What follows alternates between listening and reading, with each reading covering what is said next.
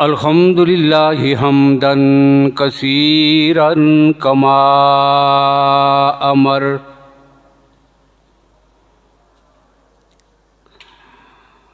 वनशहदु अल्ला इलाहा इल्लल्लाहु वहदहु ला शरीका लह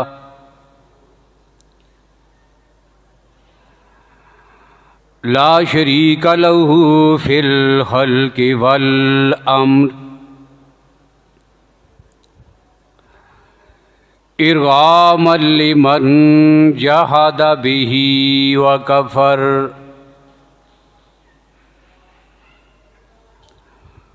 वनशहदु अन्ना सय्यदना व सनदना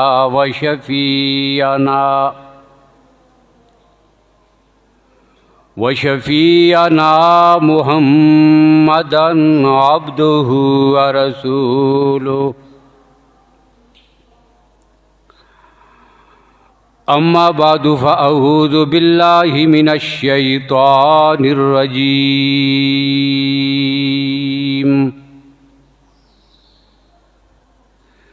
बिस्मिल्लाहिर रहमानिर रहीम।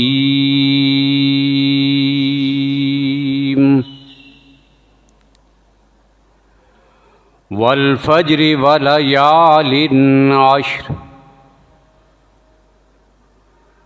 वक़ाल अल्लाहु तबारक व तआला फ़ी मुक़ामिन आख़र। इन्ना इब्राहीम कान उम्मतन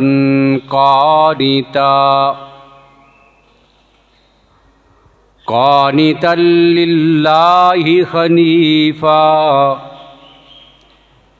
वलम यकु मिनल मुश्रिकीन।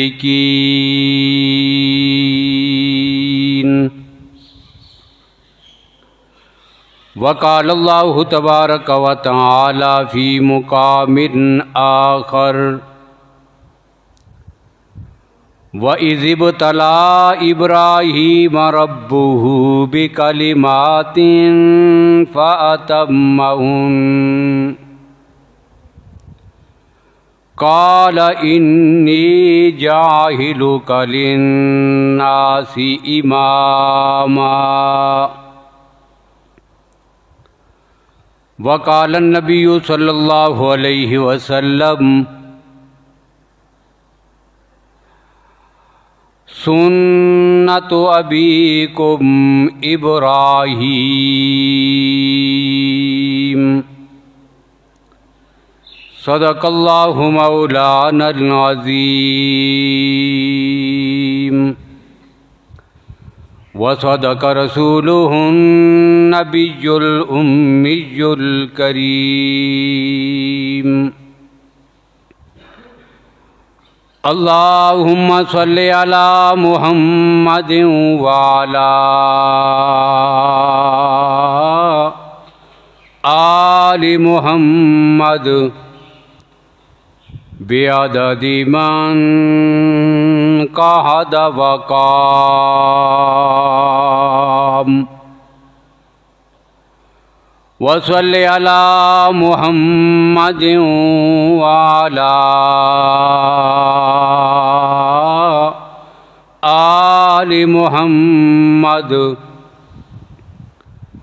बिअददि मन सल्ला व साम।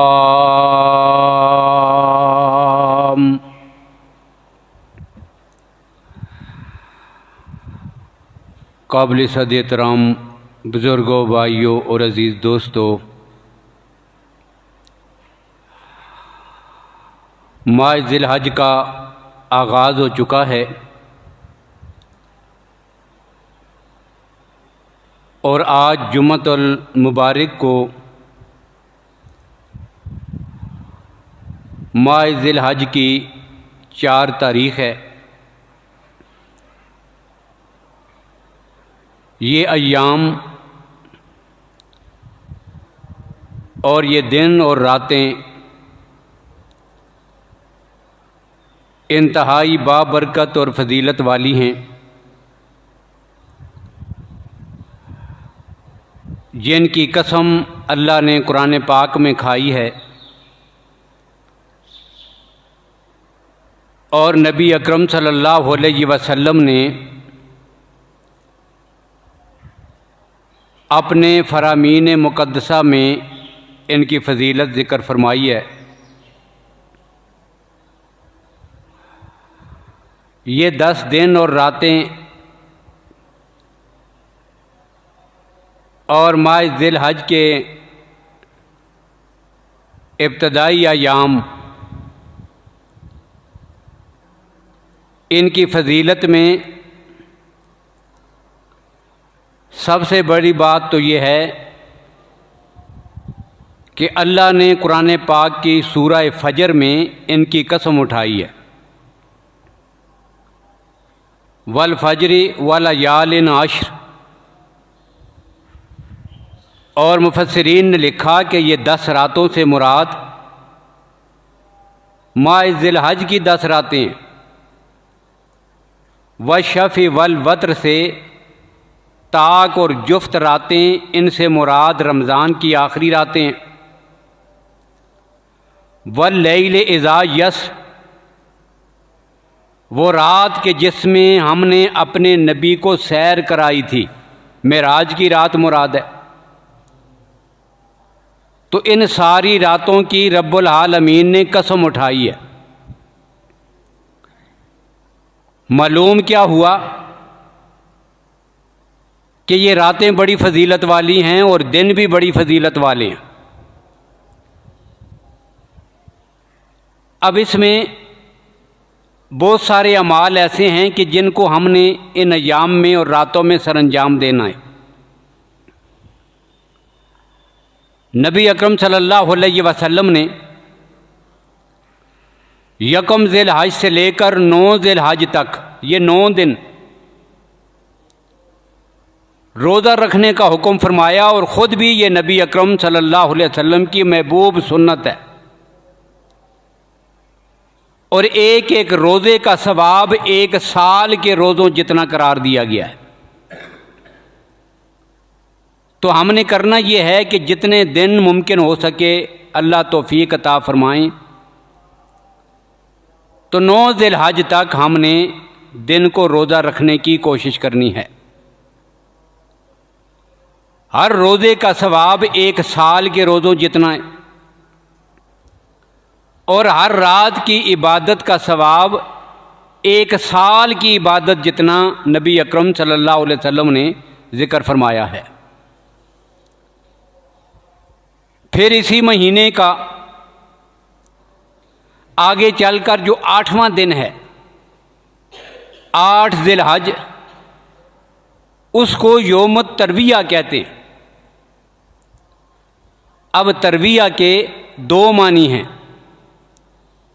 एक माना होता है अपने जानवरों को खूब पेट भर के पानी पिलाना। अब ये इस वजह से नाम पड़ा कि हज के लिए जब दूर दराज से पुराने ज़मानों में लोग सफ़र करके आते थे तो वो ऊँटों पर उमूमन आते थे, घोड़ों पर, और ज़्यादा सफ़र ऊँटों पर। अब रास्ते में तो गुजारे के लायक ही कुछ खाने को कुछ पीने को मिलता,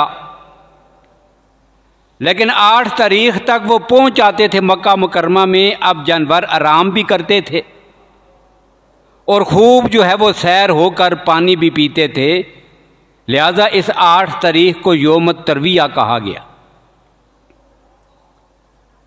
लेकिन मुफस्सिरीन ने इससे एक और माना भी मुराद लिया है। तरविया का एक माना है सोचना, गौर और फिक्र करना, सोच विचार। अब ये इस वजह से है कि अल्लाह ने अपने खलील हज़रत इब्राहीम अलैहिस्सलातु वस्सलाम को मुसलसल 3 रातों तक ये ख्वाब दिखाया कि मैं अपने बेटे को ज़िबा कर रहा हूँ। इन्नी अरा फिल मनामी अन्नी अज़बहुक, बेटा मैंने ख्वाब में देखा कि मैं तुझे ज़िबा कर रहा हूँ। ये ख्वाब में देखा। अब एक रात को ख्वाब में देखा, और जब ज़िलहिज्जा की 8 तारीख आई, फिर ख्वाब में देखा, तो फिर सोच में पड़ गई क्या करना चाहिए, इस ख्वाब से मुराद क्या है, इसकी ताबीर क्या है। इसमें गौर और फिक्र की, और जो 9 तारीख है उसको हरफा कहते हैं, योम हरफा। अब हरफा का माना होता है पहचान हो जाना, पहचान लेना, पहचान हो जाना। तो गौर और फिक्र के बाद उनको इस बात की पहचान हो गई, यकीन आ गया इस पर कि मैंने करना यह है कि हकीकतन अपने बेटे को अपने रब के नाम पे कुर्बान कर देना है। अब ये 9 तारीख को फिर अरफा कहते हैं, और इसी 9 तारीख को मैदान अरफात में हुज्जाज कराम वहाँ जमा भी होते हैं। तो ये अरफा का दिन और 10 ज़िलहज का जो नाम है उसको यौमुन नख्र कहते हैं, कुर्बानी करने का दिन। हाजी भी वहाँ पे कुर्बानी करते हैं, और पूरी दुनिया के मुसलमान अपने अपने मुल्कों में जब 10 ज़िलहज होती है, वहाँ पे अमूमन एक दिन पहले होती है, हमारे यहाँ 10 ज़िलहज एक दिन अमूमन बाद में होती है। तो इस 10 ज़िलहज को यौमुन नख्र है, और पूरी दुनिया के मुसलमान इस दिन सुन्नत इब्राहीमी की याद में कुर्बानी करते हैं। और उसके बाद के जो दिन हैं 9 ज़िलहज की सुबह से लेकर 13 ज़िलहज के ख़त्म होने तक, ये जो अय्याम हैं इनको अय्याम तशरीक कहते हैं। अब इनका भी एक मखसूस अमल है, वो क्या है कि 9 ज़िलहज की सुबह की नमाज से लेकर 13 ज़िलहज की असर की नमाज तक ये 23 नमाजें बन जाती हैं। इन 23 नमाजों में फ़राइज़ का सलाम फेरने के बाद, फ़र्ज़ नमाज पढ़ी, सलाम फेरा, अब सलाम फेरने के साथ ही तकबीर पढ़नी है, अल्लाहु अकबर, अल्लाहु अकबर, ला इलाहा इल्लल्लाहु अल्लाहु अकबर, अल्लाहु अकबर वलिल्लाहिल हम्द। ये वो तकबीरें हैं कि जो हज़रत इब्राहीम अलैहिस्सलाम, फरिश्तों ने, इब्राहीम अलैहिस्सलाम ने, हज़रत इस्माईल अलैहिस्सलाम ने, सब ने मिलकर तकबीरात का एक एक जुमला कहा। एक जुमला फरिश्तों का, एक जुमला इब्राहीम अलैहिस्सलाम का, एक जुमला हज़रत इस्माईल अलैहिस्सलाम का। अल्लाह ने करम किया, इन सारे तीनों जुमलों को मिलाकर एक तस्बीह बना के उम्मत मुस्लिमा को पढ़ने की तलकीन फरमा दी। अब ये पढ़ना है, और एक दफ़ा आवाज़ बुलंद, मर्द हज़रात जो हैं ये आवाज़ बुलंद आवाज़ में, और औरतें भी घरों में नमाज के बाद एक दफ़ा पढ़ेंगी पस्त आवाज़ में। अब एक मसला यहाँ और भी जिक्र कर दूँ कि अमूमन जब हम जमात के साथ नमाज पढ़ते हैं तो फिर तो सारे पढ़ लेते हैं, खुद अगर भूल भी जाए तो साथ वाला या इमाम साहब जब पढ़ रहे होते हैं तो याद आ जाता है, तो बावाज़ बुलंद हम पढ़ लेते हैं। लेकिन जब हम इनफरादी नमाज पढ़ते हैं, मसलन एक आदमी को जमात की नमाज नहीं मिल सकी, वो अकेले नमाज पढ़ रहा है, तो या तो वो ये समझता है कि बस अब मैंने नहीं पढ़नी, अब ये तकबीर मैंने नहीं पढ़नी, उसके जहन में ये होगा। या दूसरी बात यह है कि बेचारा शर्मा जाता है, अब वो बुलंद आवाज़ के साथ नहीं पढ़ता। तो याद रखिए, इनफरादी तौर पर तन्हा नमाज पढ़ने वाला भी जब सलाम फेरेगा तो आवाज़ बुलंद कम अज़ कम एक बार जो है ये तकबीर पढ़ना उस पर भी लाजिम और वाजिब है। तो ये 10 अय्याम के अहकाम और अमाल हैं। रात को भी कोशिश करे, इशा की नमाज के बाद कुरान पाक की तलावत कर ले, नवाफिल पढ़े, जितना मुमकिन हो सके जाग ले। तो ये खुसूसी दिन और रातें हैं ज़िलहज की, जिनकी नबी अकरम सल्लल्लाहु अलैहि वसल्लम ने बहुत ज़्यादा फजीलत ज़िक्र फरमाई है। और फिर 10 ज़िल हज का जो एक बड़ा अमल, जिसके बारे में अल्लाह के नबी सल्लल्लाहु अलैहि वसल्लम ने फरमाया था कि 10 ज़िल हज को इस अमल जितना सवाब का काम कोई नहीं, कोई अमल अल्लाह के यहाँ 10 ज़िल हज यानी ईद वाले दिन इतना मकबूल और सवाब का काम नहीं जितना ये अमल है जिसको कुर्बानी का अमल कहते हैं। हर उम्मत में अल्लाह ने कुर्बानी की कुछ शक्लें मुतय्यन फरमाई थी। कुरान पाक में कुछ कुर्बानियों का जिक्र भी है। इब्राहीम हज़रत आदम अलैहिस्सलाम के बेटों ने कुर्बानी की थी। इज़कर रवा कुर्बानन, दोनों बेटों ने कुर्बानी की, एक की कुर्बानी कबूल हुई, दूसरे की ना हुई। अब दोनों भाई आपस में उनका इख्तलाफ था। इख्तलाफ को रफ़ा करने के लिए अल्लाह ने हुक्म दिया था कुर्बानी करें। आदम अलैहिस्सलाम ने हुक्म किया बेटो दोनों कुर्बानी करो। एक एक जानवर कुर्बानी कर दी। फ़तुक़ुब्बिला मिन अहदिहिमा वलम युतक़ब्बल मिनल आखर, अल्लाह ने एक की कुर्बानी को कबूल कर लिया, दूसरे की कुर्बानी रद्द हो गई। और ये भी नबी अकरम सल्लल्लाहु अलैहि वसल्लम के सदक़े में इस उम्मत ने पर अल्लाह ने पर्दा डाला हुआ है। आज कुछ पता नहीं चलता किसकी कुर्बानी कबूल हुई है किसकी नहीं। वरना तो हम अपने अमाल की बुनियाद पर किसी को मुंह दिखाने के काबिल ना होते। जब पता चल जाता मैंने काम कौन से किए हैं, मैंने गुनाह कौन से किए हैं, मेरा कौन सा अमल कबूल हुआ है, कौन सा कबूल नहीं हुआ, आया अल्लाह ने मेरी कुर्बानी को कबूल किया है या नहीं किया, मेरे मुंह पे मार दी गई है, मुझे पता चल जाता, सारी दुनिया देख लेती, कितनी जिल्लत उठानी पड़ती। ये अल्लाह ने करम किया है और अपने नबी की उम्मत पे अल्लाह ने पर्दा डाल दिया है। शान सत्तारी है रब्बुल आलमीन। साहब उम्मतों के अमाल भी उनके दरवाजे पे लिखे जाते थे। क्या किया, सुबह उनके दरवाजे पे लिखा होता था। कुर्बानी की कबूल हुई कि नहीं, उसका गोश्त इस्तेमाल नहीं कर सकते। ज़िबा किया, एक जगह जाके रख दिया, आसमान से बिजली आती, जिसको जला के राख कर देती वो कबूल हो गई है, जो वैसे ही पड़ी रहती वो कबूल नहीं हुई।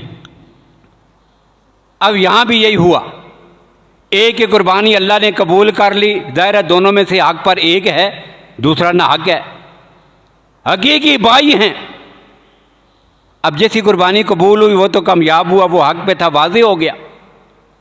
अब दूसरे ने क्या किया, काबील ने अपने भाई के साथ जिद और हसद में आकर कायनात में वो पहला जुर्म किया है जो एक इंसान का कत्ल है।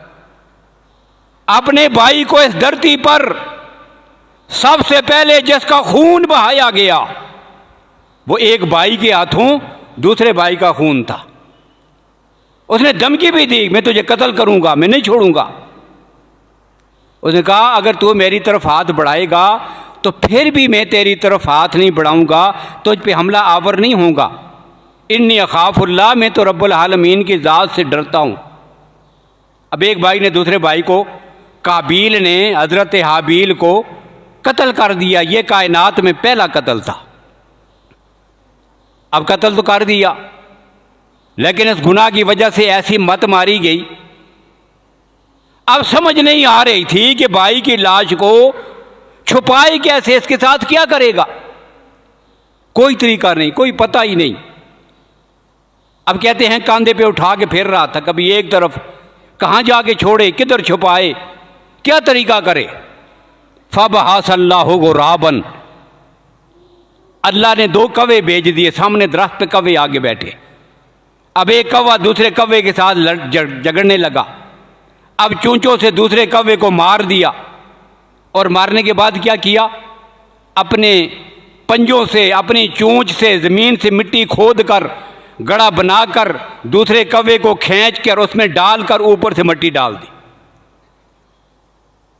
अब उस वक़्त उसने कहा या वैलता आजल तो अनकून मिसला हाजल गुराब, हाय मेरी बदबख्ती, मैं तो इतना गया गुजरा हूं कि मुझसे तो एक कौवा जो है वो ज़्यादा समझदार निकला है। मैं तो उससे भी ज़्यादा बदबख्त और अपनी अकल का मारा हुआ आदमी हूँ। तो कुर्बानी की शक्ल मालूम क्या हुआ? हज़रत आदम अलैहिस्सलाम के दौर से मुख्तलिफ मौक़ों पर कुर्बानी, जानवरों को ज़िबा करना। लेकिन उम्मत मुस्लिमा के लिए इसकी जो तारीख़ है वो कोई आम नहीं, वो बड़ी ताबनाक और रोशन और दरख्शिंदा एक तारीख़ है। और उस कुर्बानी के पीछे सिर्फ एक जानवर नहीं, बल्कि मैंने जिक्र किया था कि इस कुर्बानी के पीछे लातादाद अजीम कुर्बानियाँ हैं हज़रत इब्राहीम खलीलुल्लाह अलैहिस्सलातु वस्सलाम की। अमूमन हम ये समझते हैं और कहते हैं और सुनते भी हैं कि इब्राहीम अलैहिस्सलातु वस्सलाम की कुर्बानी की याद में हम कुर्बानी कर रहे हैं। हालांकि कुरान पाक ने जो उनकी कुर्बानियों का जिक्र किया, मैंने तफसीलन इस पर गुफ्तगू पहले मैं कर चुका हूँ। वइज़्तला इब्राहीम रब्बुहु बिकलिमातिन, अल्लाह ने अपने खलील के इम्तिहानात लिए और कुरान ने फिर नतीजा निकाला क्या? अतम्मा हुन्ना। अब अतम्मा आप समझते हैं, अरबी मुश्किल नहीं, बड़ी आसान है। अतम्मा इतमाम उर्दू में भी इस्तेमाल होता है। एक होता है तमाम करना, तमाम हो गई है बात मेरी, तमाम हो गई है, तमाम काम हो गया है, तमाम नंबर ले लिए हैं। जिसने कितने नंबर लिए? आप कहते हैं जी जितने नंबर रखे हुए थे तमाम नंबर ले लिए। अब जब तमाम नंबर लिए तो मालूम क्या हुआ? अगर 100 नंबर थे तो 100 नंबर लिए। इसको क्या कहेंगे? तमाम नंबर। लेकिन कुरान ने ये नहीं कहा तमाम, कुरान ने अतम कहा। एक तमाम होता है, एक अतम होता है, एक जमील होता है, एक अजमल होता है, एक कामिल होता है, एक अकमल होता है, एक तमाम और इसी तरह एक अतम। अतम का माना क्या है? ये उससे भी ऊपर वाला दर्जा है, ये सुपरलेटिव डिग्री है उसकी, उससे भी ऊपर वाला दर्जा। फेले तफजील है अतम, अतम्मा हुन्ना। लोगों, दुनिया में जो इम्तिहानात होते हैं उनमें जो सबसे ज्यादा लायक, सबसे ज्यादा फाइक, सबसे ज्यादा समझदार और अक्लमंद होता है, आप कहते हैं उसने कितने नंबर लिए? 100 नंबर लिए हैं। जिसने तमाम नंबर लिए हों, मेरे खलील ने इन सारे इम्तिहानात में 100 नहीं, 100 से भी ज्यादा नंबर ले लिए, 100 से भी ज्यादा। और कभी कभी ऐसा हुआ करता है, कोई ऐसा भी एक आध निकल आया करता है कि जो 100 के 100 नंबर नहीं लेता, बल्कि इम्तिहान लेने वाला 100 नंबरों से ज़्यादा इजाफी भी उसको दे दिया करता है अपने तरफ से। कुरान ने फिर अतम्मा हुन्ना कहा कि मैंने 100 से भी ज़्यादा नंबर अपने खलील को दे के आला दर्जे में कामयाब कर दिया है। अब ये इम्तिहानात क्या थे? तो ये बड़ी तफसीली गुफ्तगू है, मैं उसकी तरफ नहीं जाता, इशारा कर देता हूँ। अब अमूमन जब इन इम्तिहानात को गिना जाता है, कहाँ से आगाज़ होता है? तौहीद की दावत अपने वालिद को दी, वो संभाला, अक्ल शहूर की दुनिया में आए। और अंबिया और रसूल तो पैदाइशी तौर पर अक्ल शहूर के आला दर्जे पर फायज होते हैं। अब क्या हुआ? हज़रत इब्राहीम अलैहिस्सलातु वस्सलाम अभी बच्चे हैं, और फिर इसी हालत में कि जब इब्राहीम अलैहिस्सलातु वस्सलाम का बचपन है, इम्तिहानात का आगाज़ करते हैं, तौहीद की दावत दी, घर में वालिद मुशरिक है। अब घर से ही आगाज़ हो गया दुश्मनी का आगाज़, घर से, वालिद का नज़रिया और बेटे का नज़रिया और। लेकिन मैं कहता हूँ इससे पहले भी एक और इम्तिहान था। वो इम्तिहान क्या? एक आदमी ऐसे माहौल में आंखें खोले कि जहां पर रब्बुल आलमीन की तौहीद का कायल कोई ना हो, अल्लाह की तौहीद को जानने वाला कोई नहीं, अल्लाह वहदहू ला शरीक है, इसको समझाने और समझने वाला कोई नहीं, शिर्क है, कुफर है, बुत परस्ती है, सूरज और चांद की पूजा होती है। ऐसे मुआशरे में जहां सब यही कुछ है। देखिए हम पे तो अल्लाह ने कितना करम किया। पैदा होते हैं मुसलमानों के घर में, पैदाइश के बाद कान में अजान भी पढ़ी जाती है, इकामत भी पढ़ी जाती है। अभी मुंह से बोलना शुरू नहीं करते, सबसे पहले हमें कलमा याद कराया जाता है। फिर बच्चा जो है वो सबसे पहले ला इलाहा इल्लल्लाह ये अल्फाज सीखता है। वो अपने अल्लाह का नाम लेना, अल्लाह कहना सीखता है, अपने नबी का नाम लेना सीखता है। ये चीज़ें हमें कहाँ मिलती हैं? अपने वालिदैन की गोद में, अपने भाइयों और बहनों की गोद में, अपनी माँ की गोद से कलमा मिला। लेकिन ऐसे मुआशरे में कि जहाँ पे अल्लाह की ज़ात को पहचानने वाला कोई नहीं, तौहीद का कायल कोई नहीं, वहाँ पर अचानक से एक बच्चा पैदा हुआ। लेकिन अल्लाह ने क्या कहा? वलकद आतैना इब्राहीम रुश्दहू मिन कब्ल। पैदा होते ही अल्लाह ने उसे अक्लो शहूर की इतनी बुलंदियों पर फायज कर दिया था, इतनी गुमराहियों में होते हुए भी उसकी फितरत सलीमा ने सबसे पहले जिस चीज़ का इकरार किया है वो ला इलाहा इल्लल्लाह का इकरार है। अब ये सबसे पहली कामयाबी थी कि शिर्क और कुफर की वादी में तने तनहा एक आदमी खड़ा हुआ और उसने जो है वो इस्लाम और अल्लाह की तौहीद का ऐलान और कलमा पढ़ा, ला इलाहा इल्लल्लाह। ये सबसे पहली कामयाबी थी आपकी।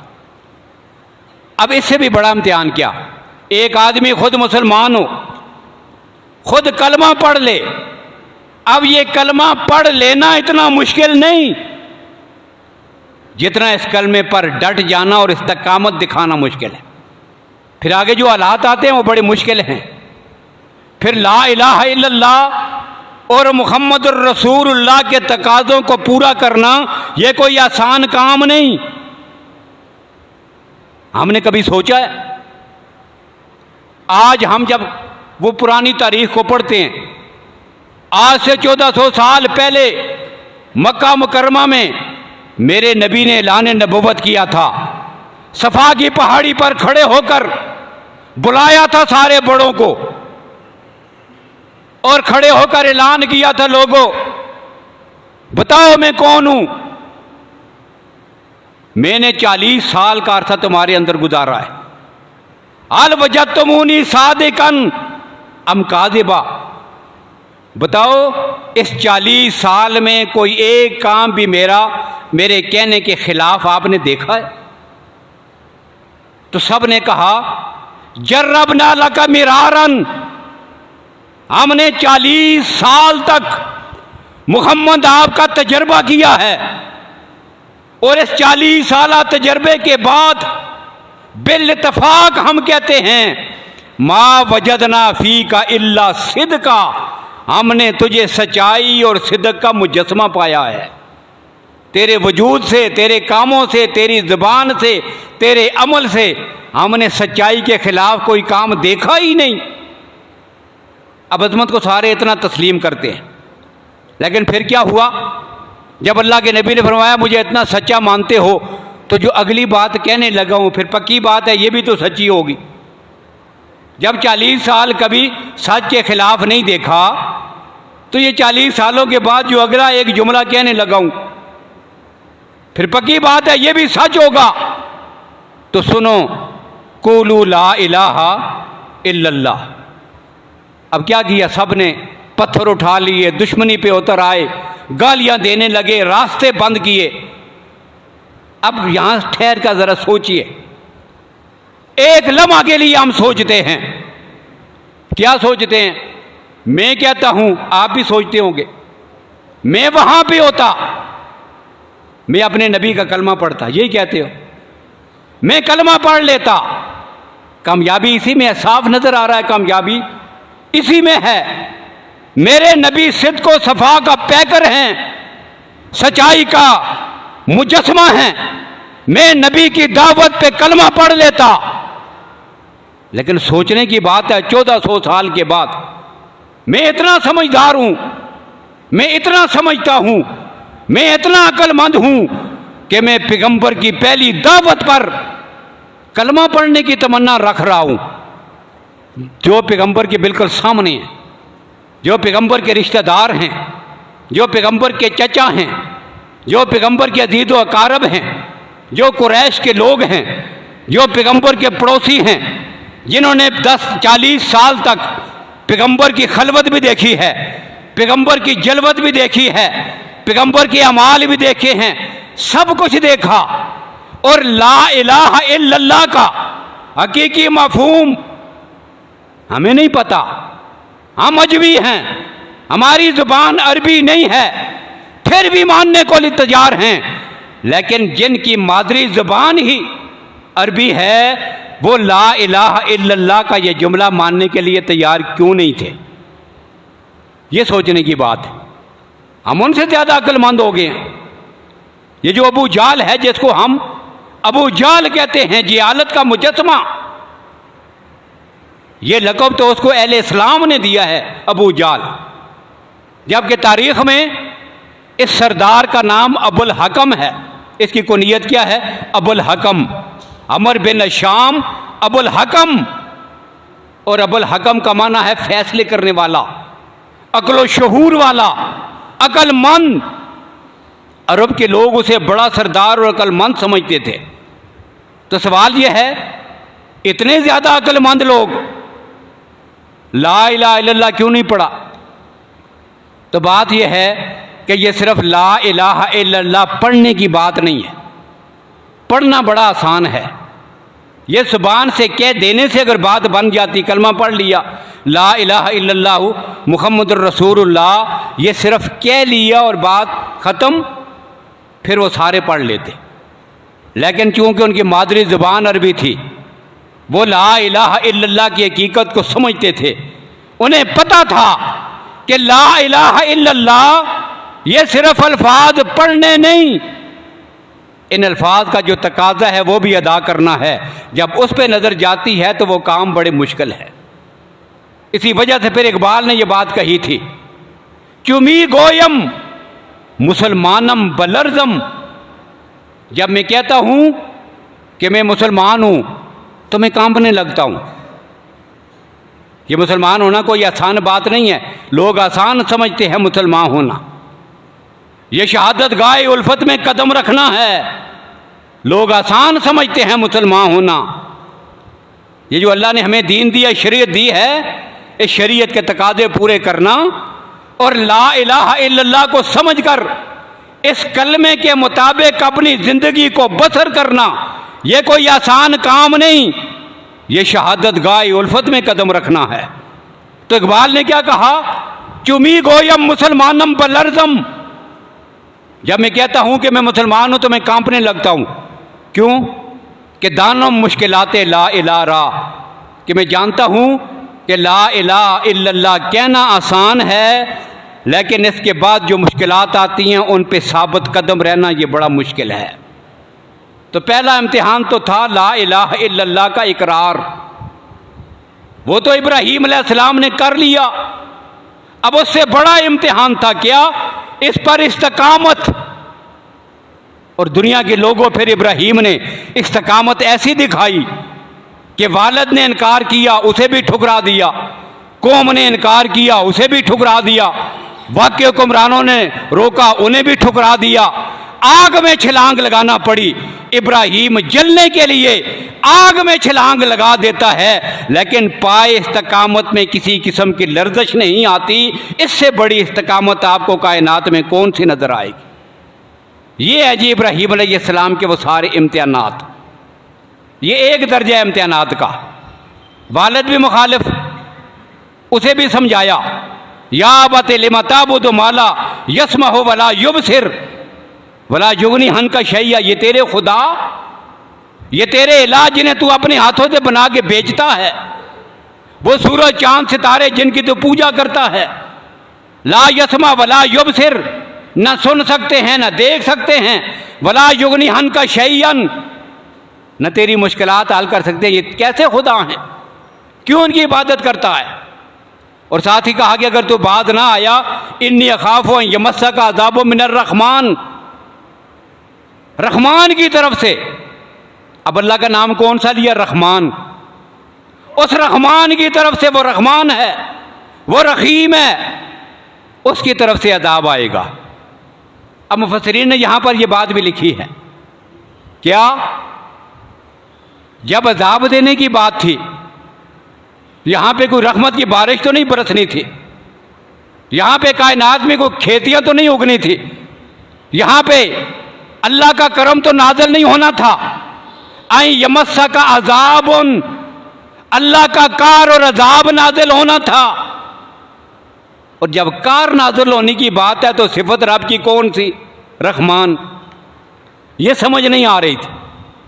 जब कार नाज़िल होने की बात हो तो जब्बार है, कहार है, जबरूत है, ये नाम हो, और जब रहमत की बात हो तो फिर रहमान रहीम हो।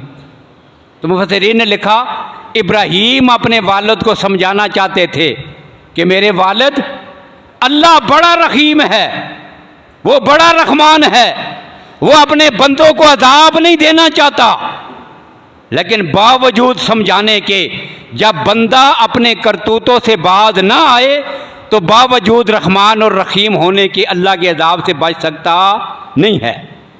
ये समझाने के लिए जब्बार नहीं कहा, कहार नहीं कहा, अज़ाब से डराते हुए भी अपने वालिद को रब का नाम लिया तो रहमान कहा। और एक मसला और भी यहाँ से समझ आया, वो क्या? वो मसला ये है कि कोई बड़ा आदमी, घर का बड़ा हो, वालिद हो, मसलक में बड़ा हो, मकतब में बड़ा हो, कोई भी बड़ा हो, बड़ा आदमी भी अगर गलती पर हो, मारिफुल कुरान में मुफ्ती आज़म मुफ्ती मोहम्मद शफी रहमहुल्लाह ने यह बात लिखी है तफसीर बैर मुहीत के हवाले से, कि इससे मालूम क्या हुआ? अगर घर का या अपना कोई बड़ा आदमी वो भी गलती कर रहा हो तो बड़े को बड़े की गलती याद दिलाना ये उसकी तौहीन भी नहीं, ये उसके साथ ज़्यादती भी नहीं, ये उसकी बेअदबी भी नहीं है, बल्कि उसके साथ हमदर्दी का तकाजा है कि हम उसको बताएं कि बेशक आप बड़े हैं, लेकिन कायनात में मासूम अनिल ख़ता सिर्फ अंबिया हैं, आपसे ये गलती हुई है, आप इसकी इस्लाह करें। उनको भी समझाना चाहिए। अकाबिर गलती करें तो उनकी गलती भी गलती है। बल्कि वक़्त नहीं, मैं ये बात भी कह देता कि ये काबिर की इस्तिलाह ही गलत है। अकाबिर ये अकबर की जमा है, अकाबिर अकबर की जमा है, और अकबर का माना होता है सबसे बड़ा, सबसे बड़ा। अब अंबिया में सबसे बड़े रसूलुल्लाह सल्लल्लाहु अलैहि वसल्लम है, कायनात में सबसे बड़ी ज़ात अल्लाह की ज़ात है, अल्लाह अकबर। नबुव्वत और रिसालत में मुहम्मद रसूलुल्लाह आज़म अकबर, और मिन खैसुल जमाअत अकाबिर सहाबाए किराम की पूरी जमात। अब अकाबिर का माना होता है सबसे बड़े।